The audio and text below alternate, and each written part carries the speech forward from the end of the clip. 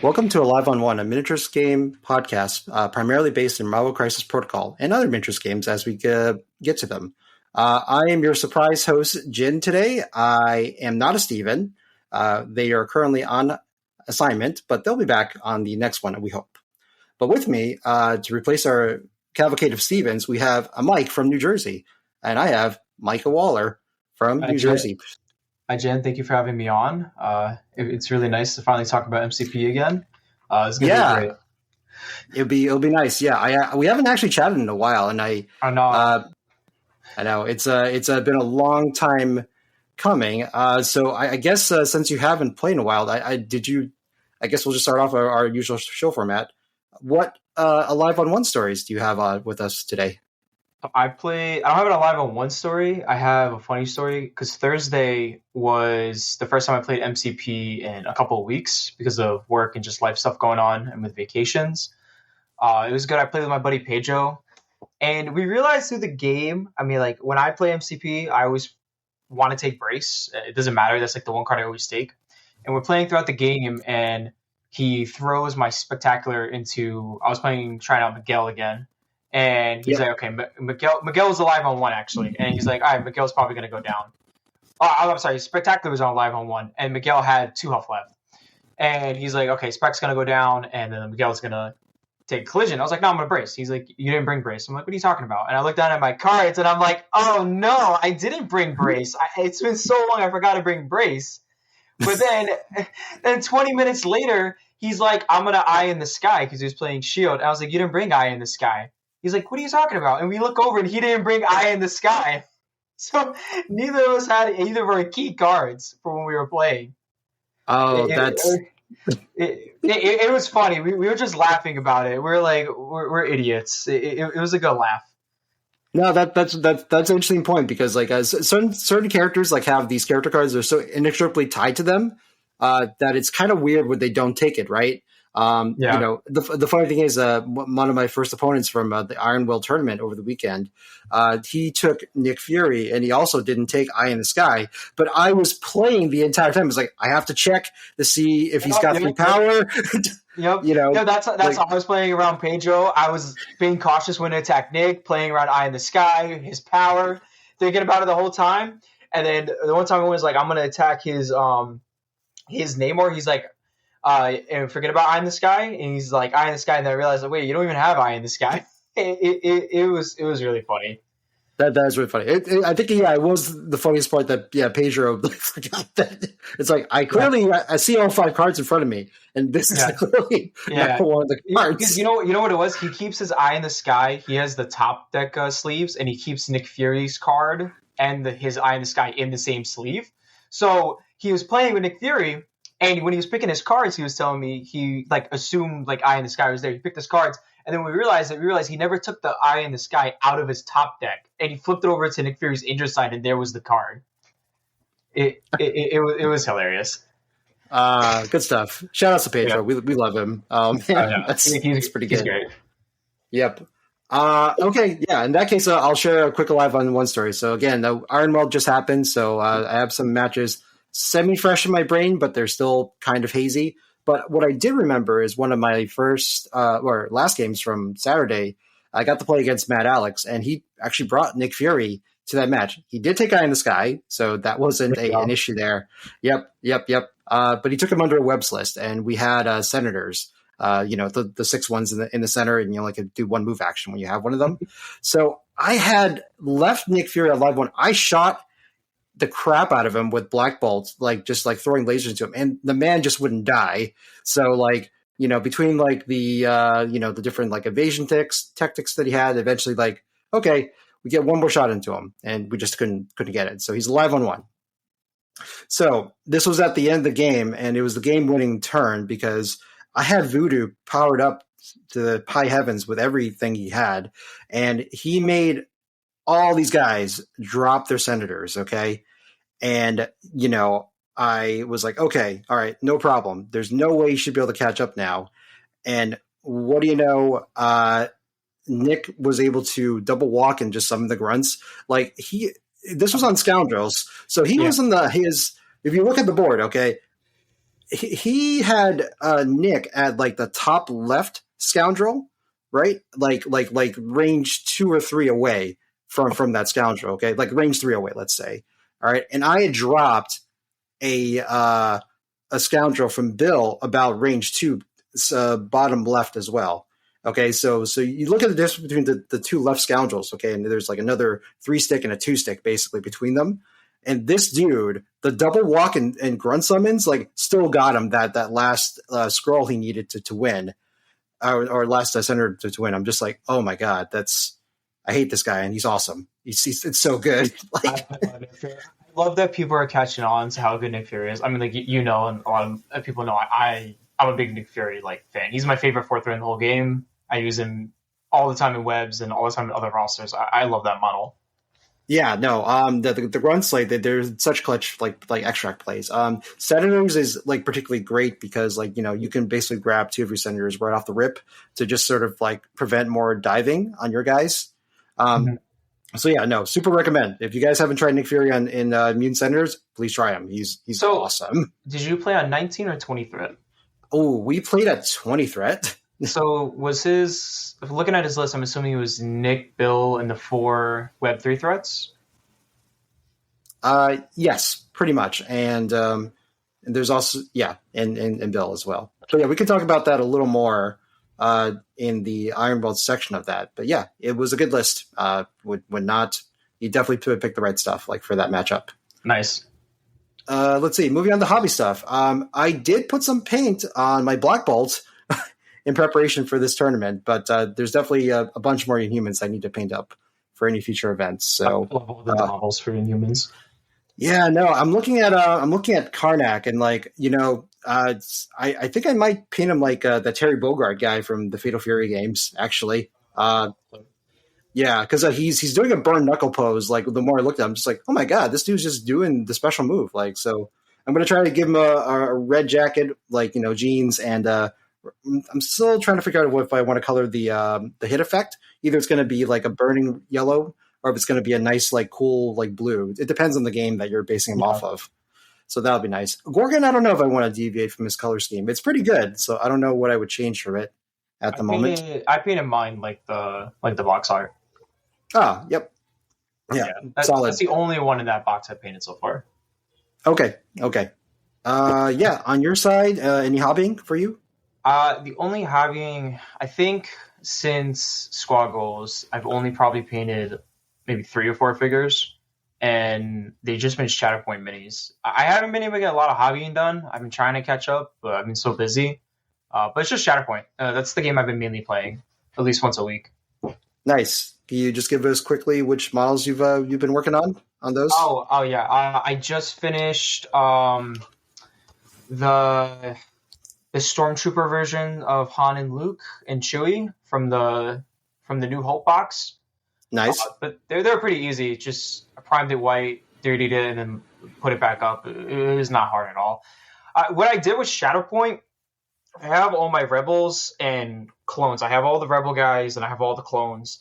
But I painted all the bases first. So my Republic bases are all like a wacky purple green, look like a Coruscant, and then my Rebel ones are like a beat up Star Destroyer kind of with like gravel everywhere. But I painted all the bases and I batch painted all of them. So I have like 30 Republic bases and then like 30 Rebel bases all already done.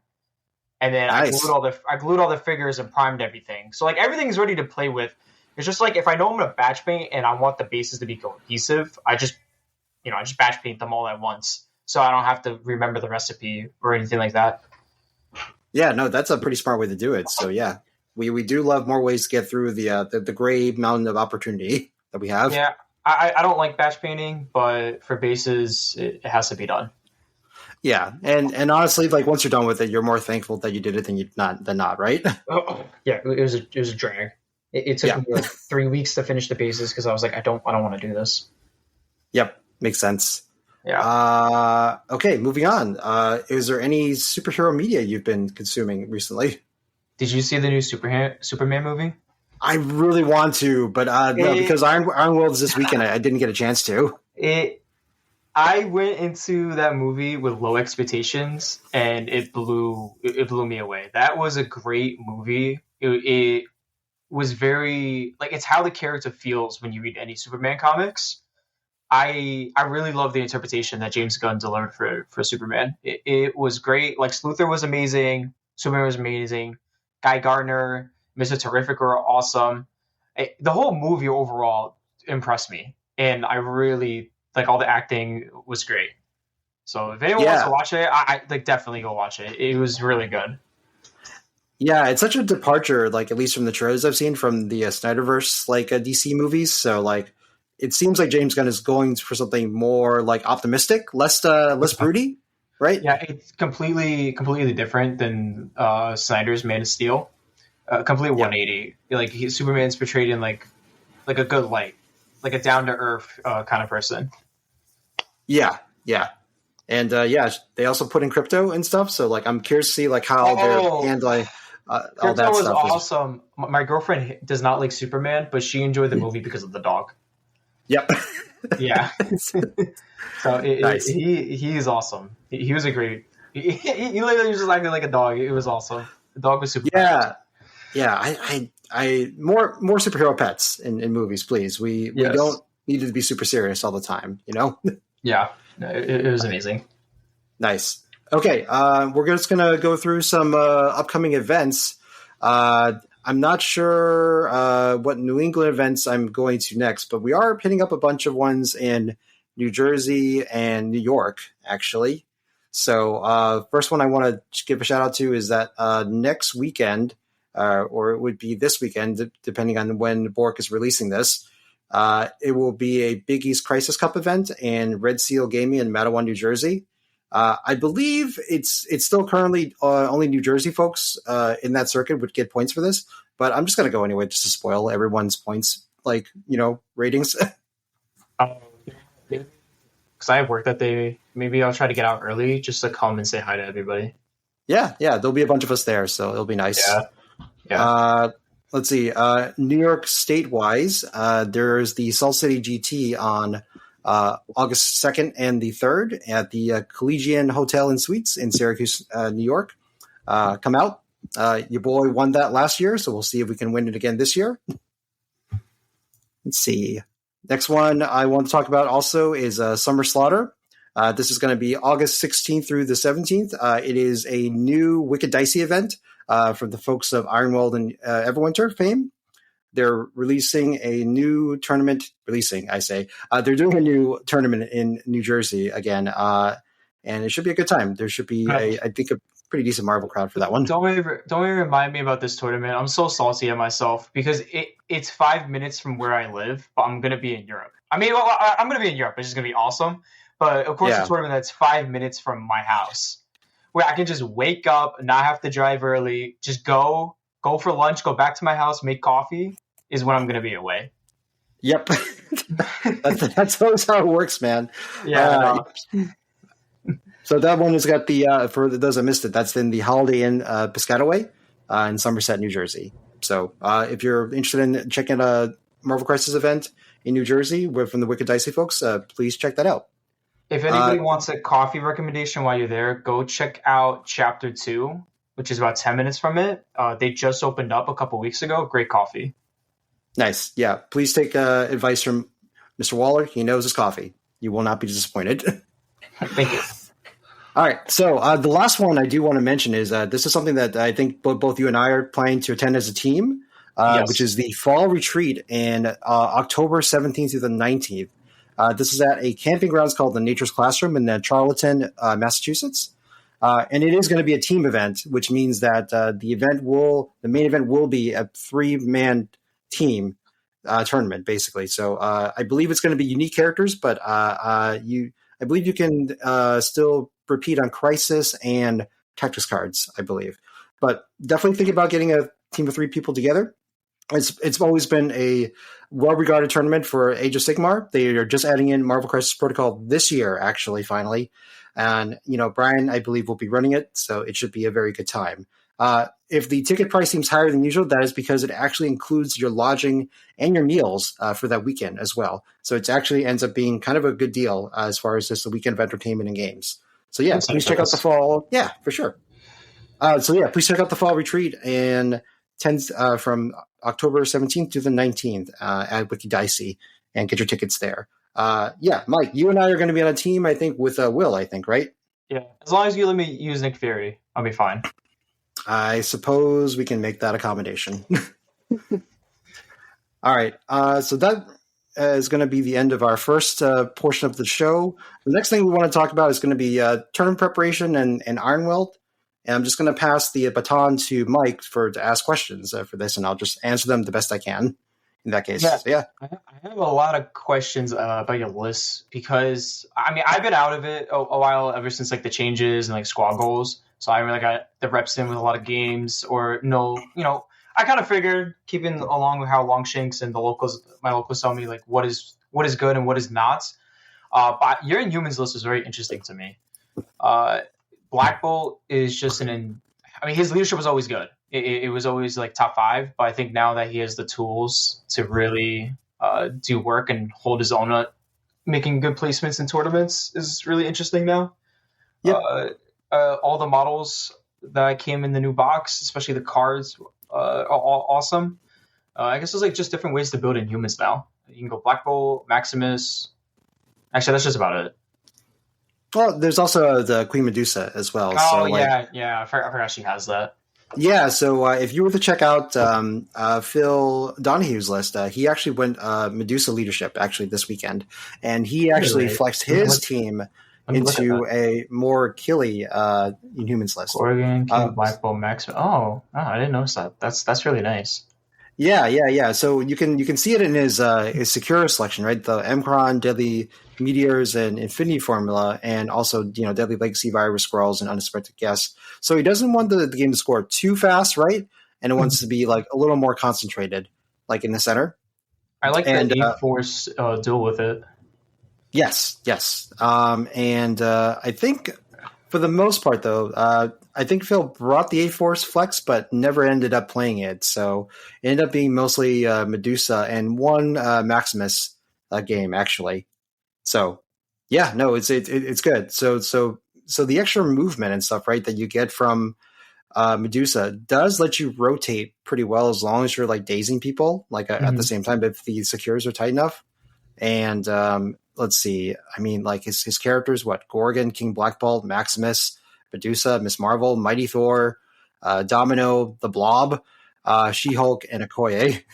I think Maximus is underrated. I don't think he's bad at all. I mean, he's not like his leadership, in my opinion, is not like up to Black Bolt's, but I don't think it's bad either. And I think the way you can build it is really nice. I played against Maximus leadership actually mostly more than Black Bolt at this point. And the rerolls really do come in handy. And you rarely roll the skull. It rarely honestly comes up. Yeah. So the Maximus tournament, it's free dice rerolls, right? That's what the leadership ends up being. And that's pretty good, right? So for something for almost nothing, you just have the 1 in 8 chance, right, to get teleport. But then the consolation prize that Max still gets a power, right? And his kit's like great because he's got like a super witty banter because he can reroll, up to 2 dice, at the same time as witty banter. And like he also has the ability to, move people activated friend or foe. So that's been really big sort of to like either fix that teleport that ally got, or you can just win a point, right, by having someone just kind of shove off. His Bender is also like pretty gross as well. Just like, what was it? Like you can't explode dice, you can't modify dice. It's something like that just kind of stops you from getting more stuff. 9 dice, 5 power, wild stagger. Oh, my web warriors would hate this Spender. Yep. Wild stagger, can't reroll anything, mystic. Ugh. Yeah, that's pretty gross. Yep. And range 3 too. So like, you got to be in range, ignoring stealth basically. To get it. Yeah, it's a pretty good Spender.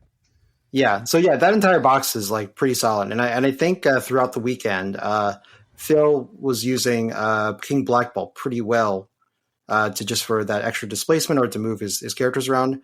There's also been times where people just like he gets to remove not a stagger, but he gets to remove a condition at the beginning of the activation phase. So when a round starts, right, he gets to remove a condition off of one of the inhuman characters that have the inhuman trait. So inhuman character only, right?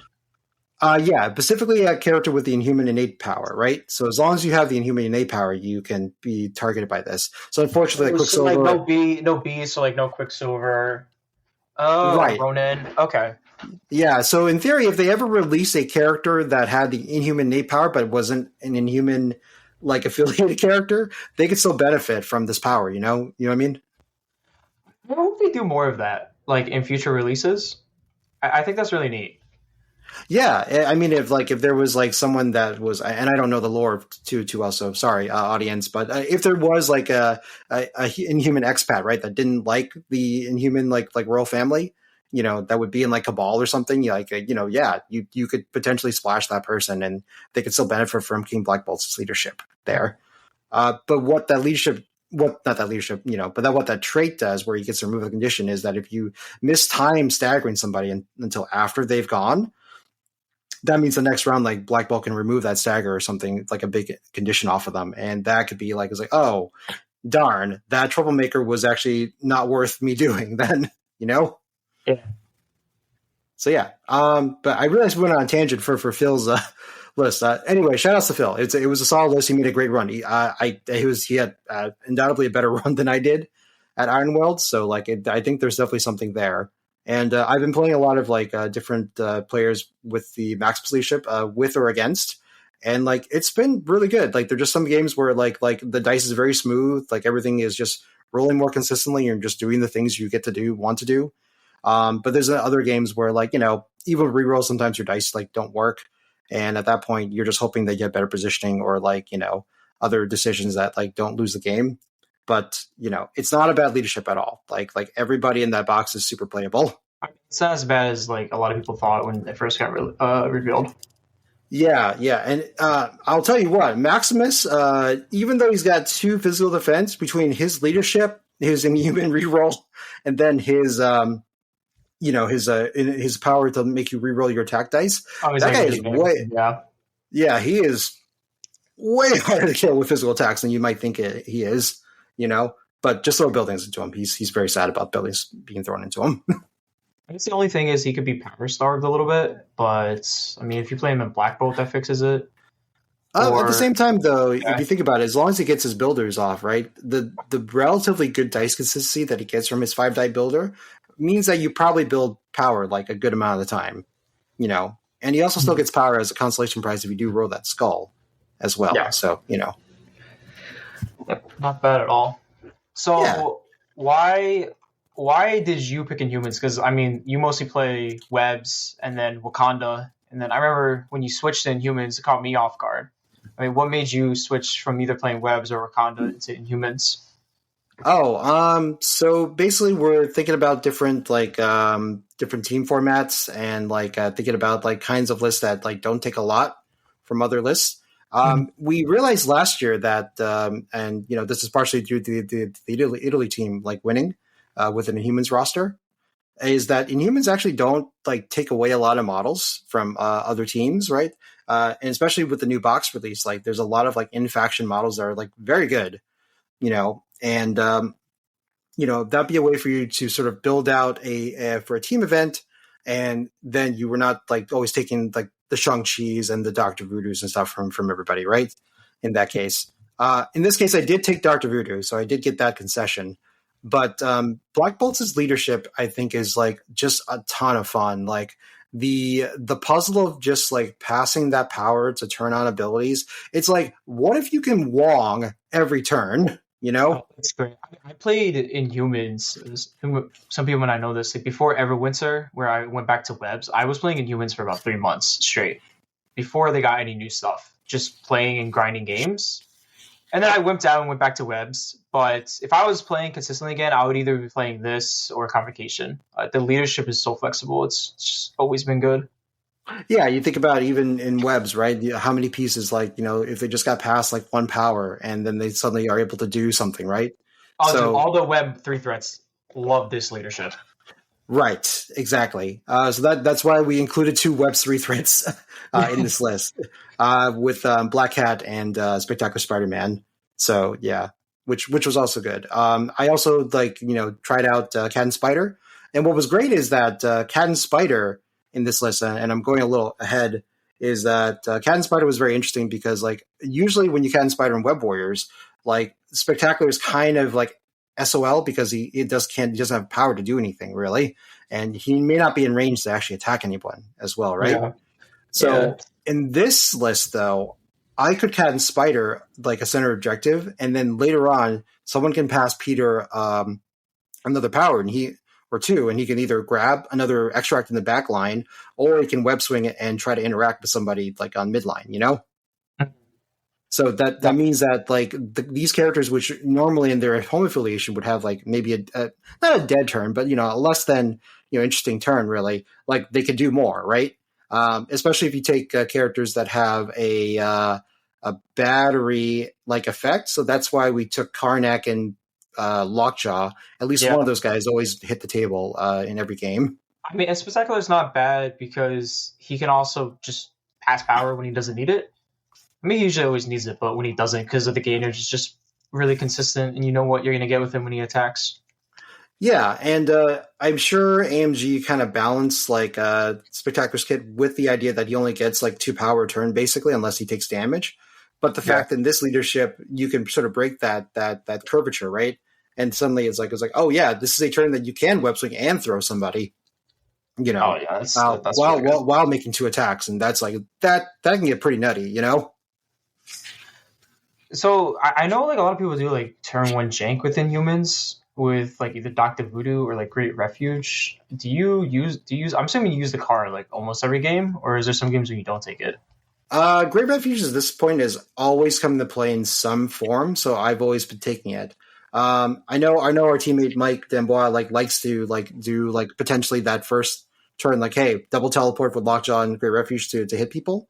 But I've been saving it more as a later game move for the most part, and it's been pretty good because usually you can use the defensively. Let's say to get people out of a bad situation after they've dazed or something, or let's say I need to hit Shang-Chi not in his counting blanks range, so that's the way for me to move Bolt, and let him do that, right? For instance, or there's another instance where in one of the matches, I double attacked somebody that was on a secure point, and he dropped an objective, but I was too far away to pick it up. But then I could Great Refuge to not only get on that point, but also pick up the objective as well.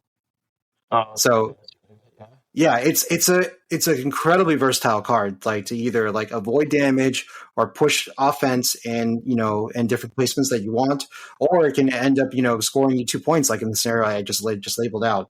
So yeah, it's such a good card that I feel like it's hard for me to not take it. It's as close to as on all webbed up that I can think of in Inhumans for me personally.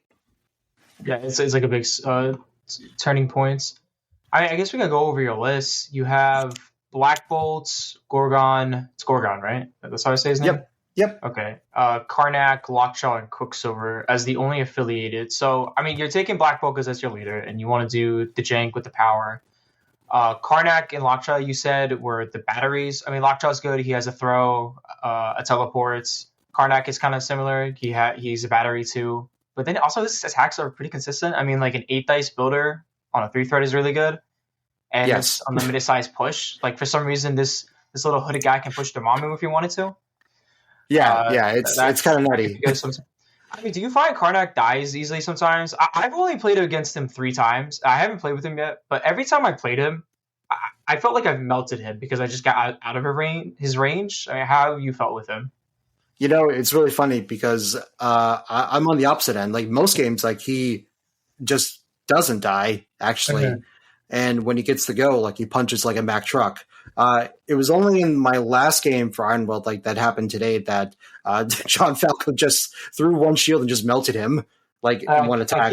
I keep forgetting that the top 8 was today. I keep forgetting that, yeah. Yeah, no, he just one Steve throw and he shield throw and he just did good like 5 or 6 hits. And I blocked nothing. I'm Oh, just like, damn. whoop. Yep, That he is down. he only has 5 health. That'll just happen sometimes. But then there are other games where like they won't kill him. I put a weakness token on them, and then like they just can't hurt him because he's rolling 6 dice, maybe even counting blanks right at that time. You know. I don't know. I've always found a good counter with him though. Is like if you attack him and then he puts a witness token on you, just don't attack him again, and then have someone else attack him. I mean, maybe unless he's holding like an extract or something. But that's the only. I've only played against him 3 times, so Yeah. That's just been my experience with him. But I see like where he's really good, especially as the battery. I mean, being able just to move turn 1, pick up, meditate essentially, and then just pass power to people can really get all your splashes or other characters going. Yeah, and then later in the game, I've gotten good usage out of both his spender, which is a range 3, where he gets to count both your dice and the opponent's dice as successes. And that move is nearly one shot at most like 5 health characters, like pretty easily. You know, look at this spender again. Oh, so it's like magic, right? Yeah, but you can potentially get a weakness token on it. Oh, so it'd be like 10 dice. It'd be like a 10 dice one, right? Or you can also, if you took Inhuman Royal Family and give them the token to let them do reroll any number of dice, you can potentially, roll the 7, then you can reroll any, and then you also have your Inhuman reroll. So that becomes very consistent as far as like trying to like do damage to like especially a lower health pool model. I mean, essentially, like the builder it's essentially 8 dice because it's 7 with a reroll, so it's kind of feels like 8. And then if you add more rerolls or add more dice on top of it, oh man, the Inhuman just innate reroll is so good because it's essentially Black Panther's leadership, but no power. It doesn't cost you anything. That is so good. Yeah, on all the characters. Yep, it's just a generally good trait just to have offensively or defensively. Like, everyone just hits like a little bit better or just dodges just a little bit better, right? It's like you trade in like Spider Sense, but like, but it's for 1 dice, you get something more offensive, right? As well. Mm-hmm. So yeah, it's good. Like I'm not going to deny it. It's just a good innate like trait to have within this faction. 100%. Yeah, so Karnak is good. Like, I if you haven't played with him, especially under Black Bolt 1, because of the ability to shuffle the power around, he becomes very, very interesting. And I've also gotten the power where he counts skulls for your allies. So let's say Black Bolt's trying to do like a builder and somebody in Karnak's within 3. He can pay 4 to count up to 2 of Black Bolt's attack as skulls as successes, right? So that makes some of your big attack even more consistent, right? If you have a Karnak there to support you. You actually use that a couple times, and it's big. Like it pushes that last couple successes through. Because the great thing about the timing of that is during the calculate the success step is when you decide to use it. So this is So you get to do this post recalibration matrix. That's how late you can decide to use this power. Yeah, that is really good. Okay. Yeah, so because of the timing, like that power actually is like really good. Depending on I feel like if Karnak wasn't affiliated with Inhumans, I feel this superpower will be maybe 3 costs, because or like maybe like 2 or 3, because I feel like it's essentially 4 just because of Black Bolt's leadership, where he can just get a lot of power. So they made it 4. I always find that 4 though is too pricey, but I mean it is good in the sense that you could just guarantee 2. Yeah, it's never planned well, but like if he happens to be around with the power rate, and it's during like a Black Bolt turn or some other person's turn, like a Gorgon turn, where you really need this to like just juice the attack, and you happen to roll the skulls, it's like, well, yeah, okay, we're here, like we're going to use it if it's part of the mission, right? If it gets you the points you need, right? Yeah. So just the fact that it's just an option, is really nice. So that's Karnak, and then. Yeah. Gorgon. Still Gorgon next. I mean, Gorgon, I think, is one of the best 3s. I don't think he's overtuned or anything, but I played with him and played against him. He's great. I played him in Steve with reserve members. That was a lot of fun. Reserve members Gorgon is solid. Like it's good, right? It's like slightly above the curve, I want to say, right? Yeah, I mean, like it's the same thing with Karnak. Like his builder is 5 dice, but then he has a reroll, so it's essentially 6 dice with a giving stun. Then he has a beam, which is 4 dice, but it's essentially kind of 5 because of the rerolls. And then what really gets me is his spender. His spender on a 3-threat is nuts. I played him in webs just to deal with APOC before, and being able to just throw size 4 basically for 4 power. I mean, I would spend 4 power either way to do that, but then to get 8 dice, range 3 with a stagger on a wild, that is a really good spender. So if anyone's thinking about like a good splash, he is not a bad splash, and he also has a charge. Yeah, it's just good. Like you can think about it, like if you're going like 5 wide, right, with the team including Gorgon, you can under Black Bolt, you can just pass him like 3 power over the course of that, and then he just activates last. You look at somebody big that's like across him, and you can just like throw him off like that first turn.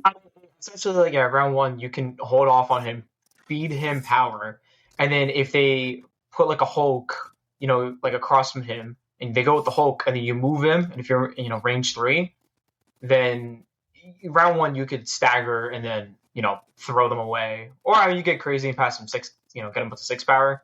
I don't know how often that would happen. But you can essentially stagger and throw the big boys away round 1, which is really good. Yeah, no, he's just a good like all well-rounded model because he's got the taunt for like some defensive plays. He's got the conditions he can throw out, so like shock, stun or stagger, like all super relevant conditions to like hamper the offensive ability of a character. And yeah, like the charge also just lets him like move around and do the things, right? So he's able to rotate like inside a diamond, like pretty okay, actually. Have you ever used Great Refuge round 1 to get him up the board and then to God Crusher somebody? No, because I feel like it's more like because you don't need to because I would say that with good positioning, if you deploy like across from like the big threat that they have, right? He should be able to move up straight and then God Crusher, and then that should be within range 3 of a midpoint. So, for me, like Great Refuge is like, I really need to think about like when we're going to rip it because like it does so much, and using it turn 1 for me is not particularly something that I like to do, but you're not necessarily wrong for doing it as an Inhumans player because like that is more of a play style difference, I think, at the end of the day, right? Yeah. I would say that if I'm the opponent, like it's like, and you use Great Refuge turn 1, it's like, great. I don't have to worry about that card for the rest of the game, Kind of like Terra Genesis, and then we'll get into that in a bit. That card stupid. I remember when I first picked up Inhumans and I was playing against our local John, and I played it against him. He's like, that card should be banned. That card is stupid. And the only reason why no one talked about it is because it was in Inhumans. Yeah, but now that Inhumans are good, right, with the post-box release. Card's always been stupid, but now that people are using Inhumans to do, Black Bolt Jank, it's like, you look at the card, like, why was... Everything about him was really great. Yeah. All right, next, Quicksilver. Man, I love Quicksilver. I love that model. I have a new appreciation with him. I think he's underrated, honestly. I will tell you right now, under Black Bolt 1, especially with priority, that man is oppressive. Let me tell you. Yeah, like he's not like splash worthy, honestly. Maybe in some homes, but in the affiliations, like, well, I never played Brotherhood, but I mean a long mover. Well, I guess then you have Mystique in Brotherhood, but in Inhumans, he is awesome. He's a great model. So being able to think back. Oh, you go. Oh yeah, go ahead. I was just saying, being able to pass him like 2 power on either F extracts, go pick up. Essentially, if you deploy him in the middle, and you have priority or without priority, whatever it is, you pass him a power with somebody, let's say like Karnak, and then Karnak moves, goes pick up one of your side Fs. Cool. Your opponent goes either A, they pick up the middle, or B, they pick up one of their sides. Cool. Yep. You go, you pass a power with somebody to Black Bolt. I mean, like say Black Bolt to Quicksilver, move Black Bolt on the other F, pick it up. Cool, now you have that, right? Or you don't even have to do that. You could just go, Black Bolt has his power Quicksilver, second activation, you go Quicksilver. You can either A, Speedster, move to their other back F, and then move away, or go take up the middle. So you can essentially always go 3-2 on F extracts with or without priority because of Quicksilver under Black Bolt. It is really good. Yeah, and that's why we end up taking a Spider Infected in the list because we realize that Quicksilver definitely unlocks like that scoring ability, and also like he's just also good because the fact you can pass power to him, right?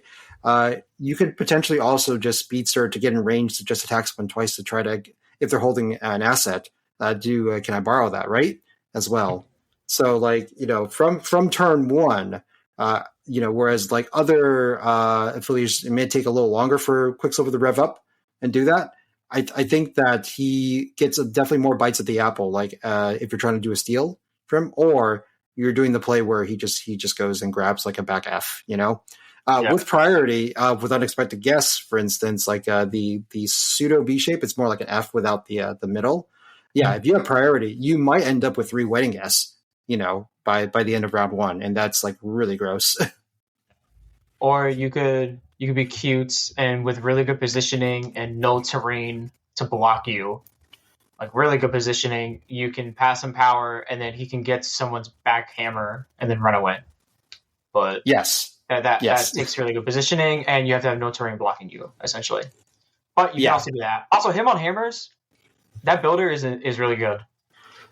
Yeah. There's been a lot of points. I haven't been able to set it up yet, but I've gotten the velocity trigger quite a few times, and it just no one's been in range for it. So I'm just like, ooh, if I can get him a hammer and make sure that there's 2 models in range, like that move could eventually get like very nutty, like very quickly. I've had him one game with 2 hammers, and I was going back and forth between 2 models, and I ended up dazing both of them because I kept getting the triggers. Yeah, the fact is it doesn't like stop you having the trigger on the next attack is like really insane. Like the ceiling is really high if he's bounced between like a couple models. Yeah. Man, so yeah, I love speedster characters. Like the Flash is my favorite superhero. I love like the power of speed. So he's a big thematic win, honestly. Yeah, no, they did Quicksilver well. Like I like everything. I've used every part of his kit, and it's all good. But he has a clear weakness, which is mystic attacks, right? So like it's not dumb. Yeah, no, he's good. Okay. My next question is Lockjaw. I mean, we know why Lockjaw's here. I mean, he can teleport people up, pass power. He has a throw. Like, it's not a bad thing. His throw is size 3, right? Yeah, size 3 terrain, and it's a medium throw as well. Yeah, so, like, essentially, people always give Lockjaw shit because, like, turn 1, after turn 1, he doesn't do anything. But I kind of disagree. I mean, he could just walk and then like put your models back on points, or if you want, he could walk, throw something, which is essentially an attack. So it's guaranteed damage, basically, coming at you. He's a good 3 threat. Yeah, no, he is. Usually if you could pair him up with somebody, then usually there's somebody within 2 that he wants to be next to. He just gets like a boatload of power, and you can just start like passing power to people. But also, like I found that that teleport, even though it takes like an action, like it's huge sometimes, right? Because I can get somebody that like back onto an objective, or I can line someone up for an attack or something like that. I've used the terrain throw to clear terrain, like because you actually don't have a lot of in-faction terrain throws outside of like him and Beast, I think, and that's it for your terrain throwers. And I've also used the interdimensional Bloodhound also, like if it's like, hey, he's going to go first because he needs to do a thing, but we can also make sure that this model feels really threatened for the rest of the round, right? Because it's a round duration of +1 dice against that character. That's like Kraven's ability, right? It is, yeah. But Lockjaw just gets the power like super easily. Kraven, I think, usually has the spike to get that power, right? Yeah, I mean, I love Kraven, but like lore-wise, not model-wise in this game. I don't think he's bad, but that's a separate topic. Honestly, he just, I don't know, have something so he can get placed on his action, or like when he's going. That way, his builder like does stuff, so he can do everything that he wants to do. I mean, like Midnight Suns, you can bump so that he can get the best of both worlds when he does the. I forgot what the attack is called. What's that? Oh yeah, the cookie knife or the spear thrust. The one where the Spirit Thrust. So like if you do the strike, and then you add dice, and then you get the medium movements. I don't know, something. But besides that, between Lockjaw and Karnak, do you sometimes take both of them, or do you feel it's too much of a reliability to take both? I think I actually do take both if the situation calls for it. A lot of times I'll take the Lockjaw like as my first pick for a battery. Just because like I just like the terrain throw access, because like the terrain is such a big thing in Marvel where like it essentially becomes like a free attack in some ways. But also, you can also use it just to like make sure that they're not using that terrain against you either, right?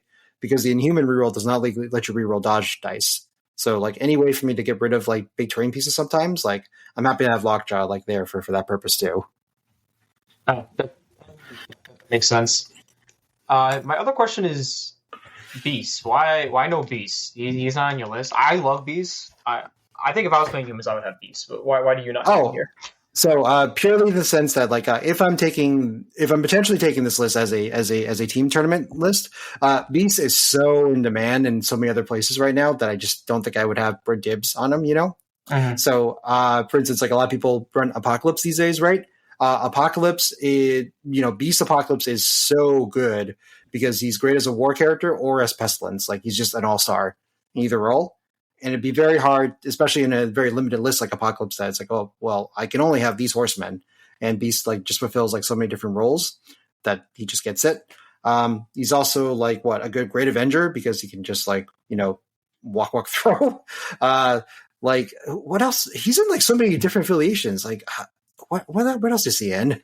I mean, X-Men, X-Men, Inhumans, Avengers, APOC. I think that's it. Yeah. I mean, like, he's a great third threat. Every time I play that model, I have a good time. Absolutely, yeah. Under Charles, like, Stars and Guardians just gets you so much power, like under like Professor X as well. So yeah, he's good. So if this wasn't a team, like if you weren't building for a team event, would he be in the list?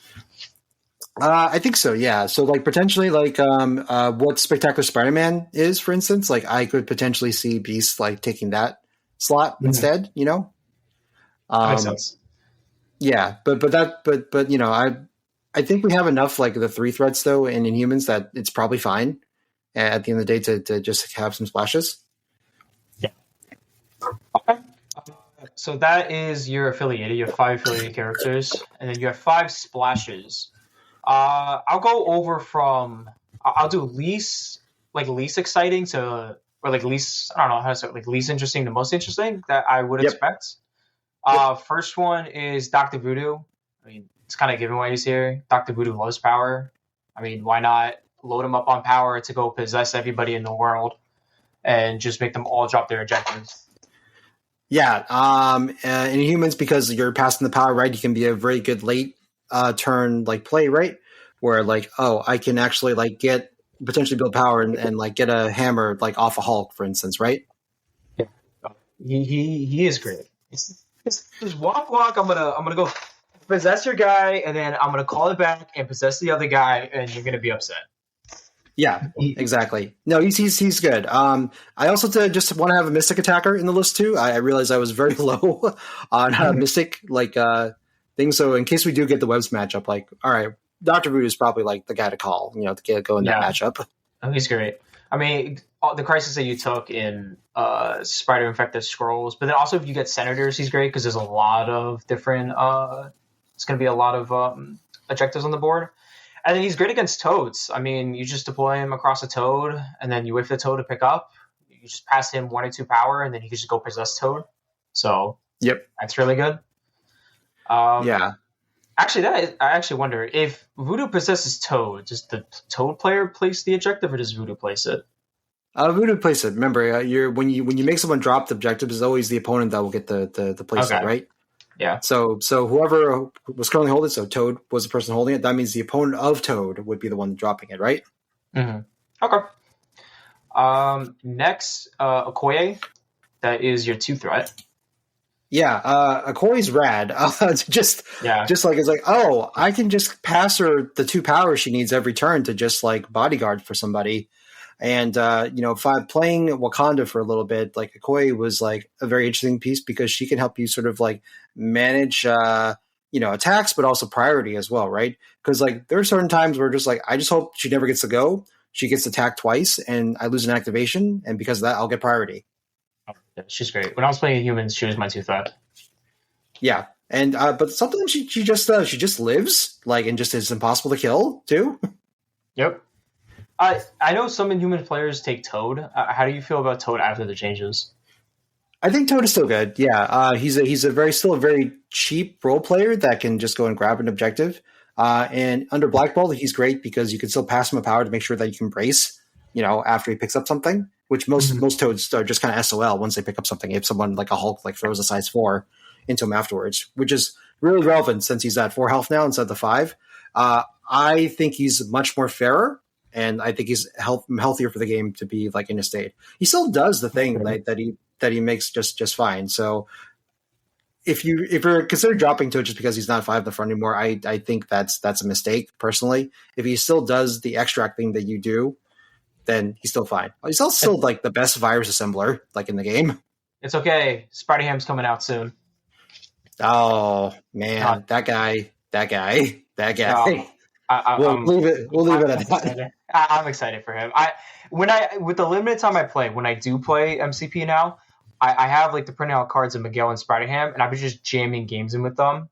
And Spider Ham and Miguel I can't wait. I'm so excited. Yep. Yep. All right. Speaking of web characters, you have 2. I guess we talk about them both because they go hand in hand together. Spectacular Spider-Man and Black Cat. Yeah, so we took them because of Cat and Spider to give us actually a round 1 safe grab. That was one of the things. But also Black Cat's especially just great as an extract disruptor because you can go and grab and extract somebody without doing damage. Staggering Hulks was also a big deal. So over the weekend, I used her to stagger Immortal Hulk pretty consistently, 1 game, which was really big to stop that, and also to steal the hammers off of somebody. And then another game, we Cat and Spidered as well. So we did a combination. We got Cubes Riots. Okay, so the game was Cubes Riots. So I had priority. I Cat and Spidered the middle cube, pass a power to Quicksilver, and then the next thing I grabbed one of their back cubes. So round 1, I had 4 of the cubes, relatively safely. So when do you? Okay, what threat? Crisis, I kind of figured. What threat though are you able to bring Spectacular Spider-Man, Black Cat, and all the extract jank like that? So probably at 17 threat is pretty easy because what you get is 5 Black Bolt and 4 3 threats. Oh yeah, so you go Black Bolt, Gorgon, Quicksilver, Spec, Black Cat. Okay. Yeah. Right. It'll probably be either Karnak or Lockjaw as the first pick because we do need a battery out of there. Okay. Yeah. But then afterwards, you can get all your speedster fast characters, Yeah. So it's a good way to sort of do that. I've also taken Spectacular or Black Cat on their own, depending on what kind of job I need them for, right? Because Spectacular Spider-Man is actually a great, very efficient displacement piece to win secures between scoundrels or a deadline to destruction or any sort of diamond shaped thing where you just need to have someone sit on something. So he's really good at being there for that. And Black Cat's just good as a debuffer or just a extract grabber. They're tried and true web warriors 3s. Spectacular Spider-Man, I mean, I've used them a bunch, obviously, but I never really appreciated how janky he could be with a power leadership. Because the list I play now is a Web's A-Force tool, and when I want to grab a Splash 3 now, when I do the A-Force side, I grab Spectacular, and him just with the extra 1 or 2 power a turn, whatever it is, it really turns his kit online to the max, and he becomes an all-star on the table. I'm being able to get the spender off more consistently, being able to place. He's always making 2 attacks with a throw a turn.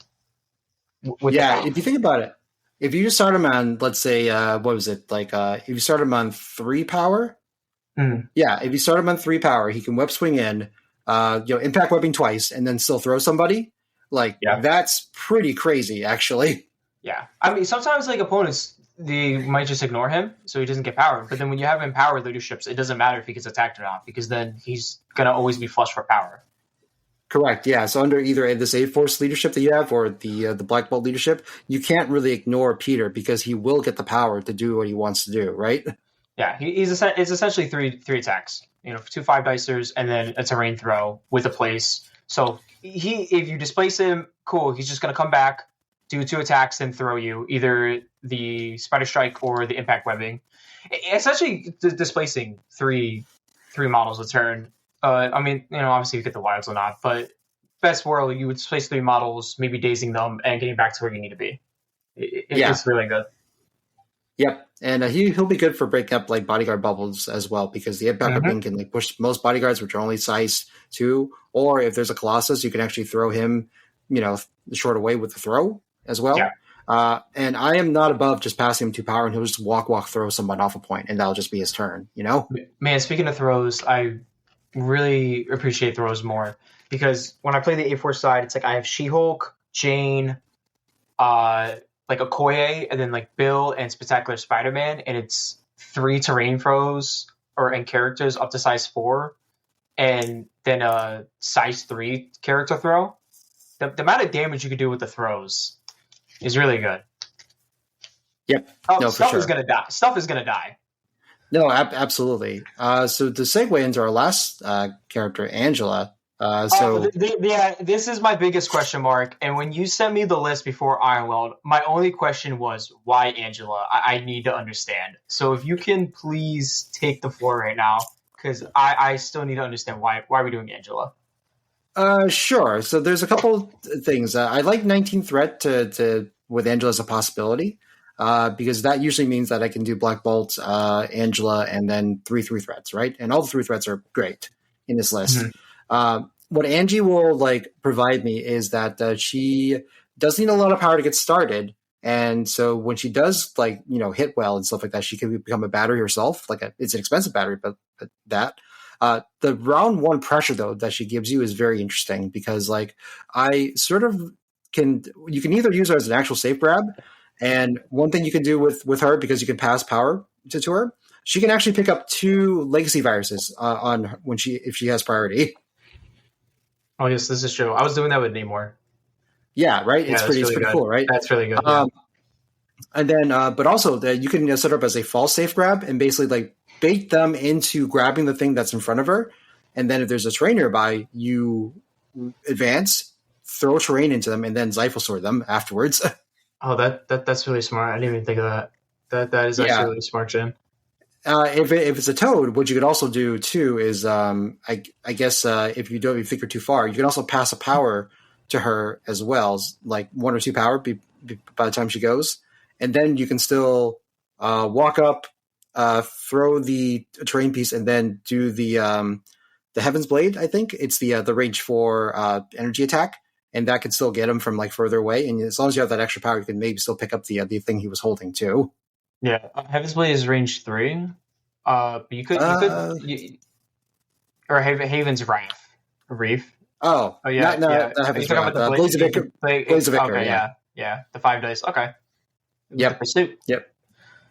Yep. So yeah, that's my thinking. And then they also recently buffed her frenzy, so that it's the Angelic Assassin, I should say.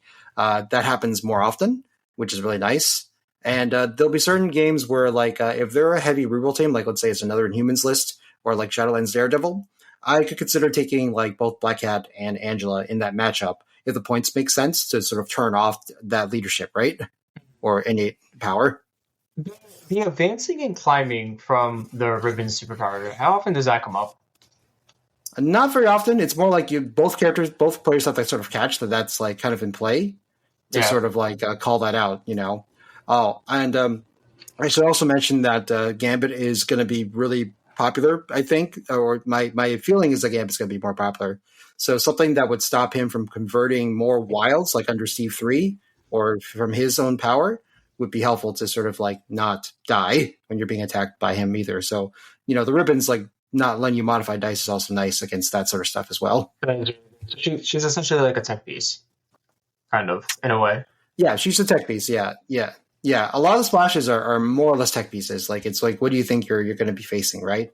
I can see swapping out Angie later on, but I think she's such a cool model, and I like the abilities on her card. I just wish the Spender had a better trigger, but that's a wish list thing. But I think the kit itself innately is pretty solid, and people should try her more, especially if the board has a ton of terrain. The fact that she has a 2 power size 4 terrain throw medium, it's great to either put more pressure on your opponents, or just get rid of terrain so that your guys don't fall victim to a Hulk like throwing buildings into you. You know. No, that's really good. Okay, that makes a lot of sense. I really like her inclusion. How often did you use her in the tournament? 0. Oh. Well, the thought is there. Yeah, like I said, she's more of a tech beast, so like I never felt like the tech was needed.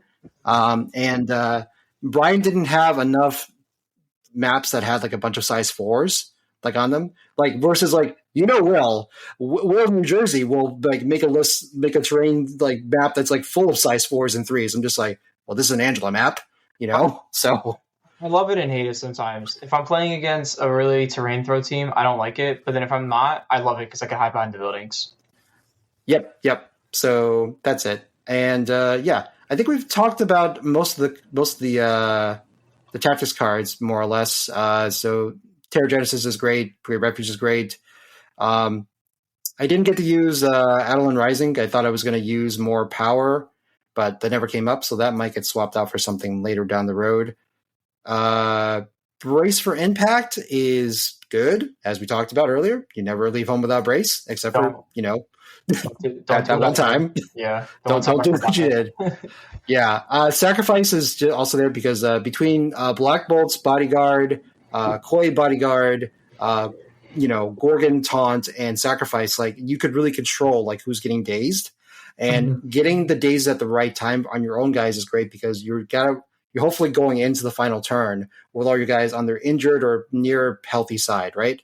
And not a bunch of people on 1 health. So that's the hope, that timing that you want, right? How often do you use Royal Guardians? Man, I wish I used it more because it is a good card, and I just don't, just because the other things just sort of take up more quickly. There was a period where I was using Ghost Spider for a little bit, and I took Royal Guardians because like I just needed all the bodyguards and make sure that Gwen didn't die. So that was kind of a leftover from that testing. So that could be something else later on. But Royal Guardians is kind of like Heroes for Hire, where either Gorgon or Karnak can spend 3, and they become the target of the attack, and they place themselves in one of the allied. And it does different things. So if it's Gorgon, he is placed, and if he's not dazed, the attacker gets shock and stun. And if it's Karnak, if he's not dazed, they get a witness token. Yep. So there's that. I did use up Recalibration Matrix quite a bit. So it's basically either Recalibration Matrix or Human Roll Family. Both are like reroll focus cards. The Recalibration Matrix is if there's more splashes than there are Inhumans characters that I would think use it. So that's when Recalibration Matrix comes in. But if it's mostly Inhumans, like let's say I only have like 1 splash, I'll use Inhuman Royal Family instead because I think everyone gets the benefit from that more. Yeah. Yeah, just to make that more consistent because, you want like a consistent like attack or just to avoid a spike, somewhere. What are your typical 5 that you bring? Oh, okay. So I would say that the typical that I bring is going to be Brave Sacrifice to start with, Great Refuge, and then it's 2 cards left. So if it's a civilian extract, we take Terra Genesis. If it's not and it's an asset one, then if I'm bringing Quicksilver, I'll take Can I Borrow That instead. Mm-hmm. If I'm not taking Quicksilver and it's not a civilian thing, then we look at other cards like Royal Guardians or Human Royal Family Recalibration Matrix. And then if there's priority with a middle objective, middle F, we also look at Cat and Spider. So you basically start with your 2 restricted plus Great Refuge, figure out if it's civilian or not civilian, then take Terra Genesis. And then you just go down the tree to see like which makes sense for this situation to have priority. Is there a center line grab? Do I need more, spike like softness, or do I need more consistent like attacks? From there, or does Quicksilver need to steal something, right? Yeah. So that's kind of like how we do that. So yeah, the tax cards actually end up being flowed pretty well. I think I'll need to look at Alan Rising and Royal Guardians to see if I want to keep those. Those may become something else later on. Finally, I guess we can hit up the crisis. So what questions do you have with the crisis, Mike? Well, okay, so your Secure's Infinity formula, I mean, that's pretty self-explanatory, more power. I don't think they don't mind the B-map. Riots, Scoundrels, okay, Riots and Scoundrels. Scoundrels makes sense to me. It's 20 threat, you can bring a lot of guys, you can score a lot of points, and also if the extract is high scoring with your jank from the leadership, you can get high scoring. Riots, Yep. though, why is Riots here? Because Black Bull is notorious not the best on D maps. Before So they got a bunch of stuff. right. So basically, the way I can surmise this is the fact that I think this team has very good extract pressure. So Mm-hmm. once you get more extracts than the opponents, you can dictate where the secures are that are going to be relevant are going to get played. So in that case, like I can start castling the characters or start putting them out in places where they don't get reached with Yeah. the extract advantage, and then the opponent has to decide like where they're going to go, right? And then I can either using the fast characters either out rotate them, or what we can do is they feel compelled to lead people on to D points that are not anywhere near the conflict, like the main conflicts, then they're losing that threat of pressure, like against me, you know. Yeah. So Okay. that's kind of the long and short of it. Like it's also just our familiarity as web players, right? That we're comfortable on these secures because we know them, right? We Mhm. know the problems with them, and we know kind of the traps that people can fall into, like with them, right? Yeah, I play way better on more spread out maps than when I play on closer maps.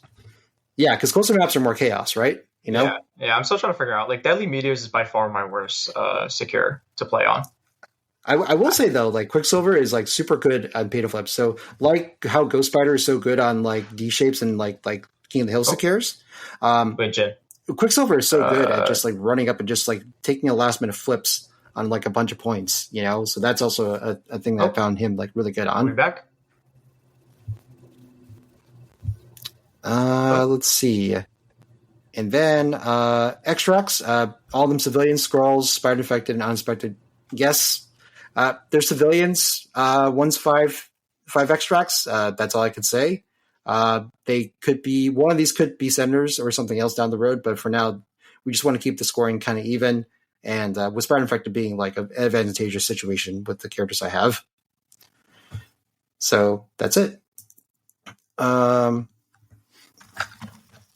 Let's see. It looks like we're having slight technical difficulties with Mr. Waller, so I apologize, folks. So for now, what I'll say is we'll sort of wrap up the episode here. Thank you for sticking with us for this Inhumans breakdown for Ironweld. There will be a part 2 about Ironweld, I would hope, coming up soon.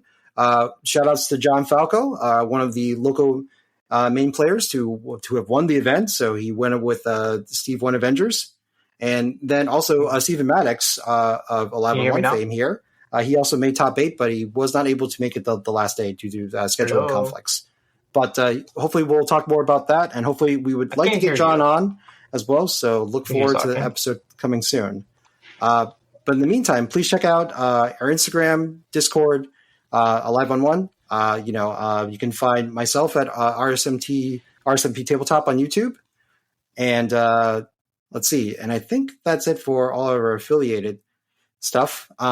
In the meantime, Godspeed Quicksilver. We'll catch you next time. All right, signing out.